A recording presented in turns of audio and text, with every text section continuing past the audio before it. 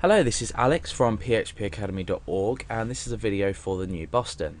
Now in this tutorial we're going to be talking about sessions inside PHP. Now you've probably already heard of cookies, and sessions are quite similar in the sense that they store information about the user that's currently visiting your website. So we're going to be storing a piece of information. It might not just be about them, but it will be a value that is either relative to them or they've entered. So why do we store sessions and why do we store cookies? Now there's another video tutorial on cookies, but in each video I'm going to explain the main differences between them and what should be used when for mainly security purposes. Now sessions are stored on the server, so they're hidden from the user. We don't have an easy ability to change sessions. So let's just say we had a table, for example, in which user data was stored, and one of the fields in this table was ID, one of the fields was, let's say, the name, and one of the fields was, let's just say, some private data. Now I'm going to assign the ID of 1 to, say, the user Alex, and some private data will go here. Now if we had an ID of 2 with a username, let's say Billy, and we had some private data here, if I was using cookies, for example, and I was storing the value of 1 in cookies, when we go to read that cookie in, I'm freely able to change the value. So I could change the ID that the current cookie, down here, at the moment it might be 1. Now let's say I wanted to act as if I was Billy, I could change that to 2. Therefore all my code will be updated to give me information about Billy.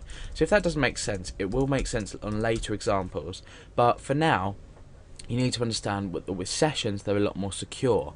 Things like shopping carts, user login systems, they tend to be a lot better, but what we can do is then use cookies to remember, and we can use secure cookies as well. We can encrypt things. So just for now, sessions, if you're using them alone, they're a lot easier and they're quicker. Now what do we do to create a cookie? I mean, in this example I'm going to show you how to set a cookie and then how to view a cookie that's already been set, and we can also check if a session, if a session has been set, and then we can view it. So we can also check if a session has been set before we view it. So the first thing we need to do is type session start at the top of our page before we do anything with session data. So if you were declaring session data, let's say up here, then this would not work because you need to have session start before you start to do anything with sessions. Now to set a session, you've seen examples such as $_post and $_get. And this works in exactly the same way. What we do is we say $_session. We have 2 square brackets. We have the variable name. So let's just say we want to call our session name. Now what we do is we set this relative to a piece of information. So I'm going to say name equals Alex. So this is now a session name. Now this variable exists only on this page now. However, it's being stored now as a session, so therefore this should be accessible by any page in our website at any time, even if we don't declare it. So what I've done is essentially started the use of sessions, then I've set a session called name equal to Alex. Now that's on set.php, so let's just go over to this session folder here, and we click on set. Now what's happened now is we've executed or run this code, and session has been set. This particular session has been set with the value Alex.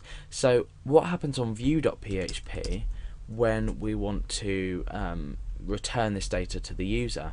Now usually you would have to include this file inside this file, so include set.php when we're working with variables. However, because this is session data and it's stored on the server about us now, we're viewing this now, you don't need to.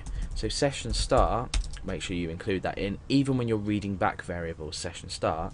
Then we can simply echo $_session name. And what this is going to do, it's going to take this stored variable inside this session called name, and it's just going to display it to us in the view.php file. So we're on set now. We've already set that variable. So let's go back and click on view, and you can see that it's shown Alex. Now, you may be asking, why is this useful? How is this useful? Well, it's useful for things like user logging in. For example, if a user was to log in, you want to remain or want to keep them logged in throughout while the time they're browsing your website. So this is a way to store a session and show that they're logged in. So let's just say we change this to username equals and then Alex in lowercase. Okay, so we have started our session up here, and we've set our session in this file here. Now let's just say this was a login page. We've logged the user in successfully. There would obviously be other code, but now in view.php I want this file to be something that you have to be logged into view. So I can just start up an if statement and say if is set $_session at username, and I can say if it is set, we can do something in here meaning they're logged in because the session has been set.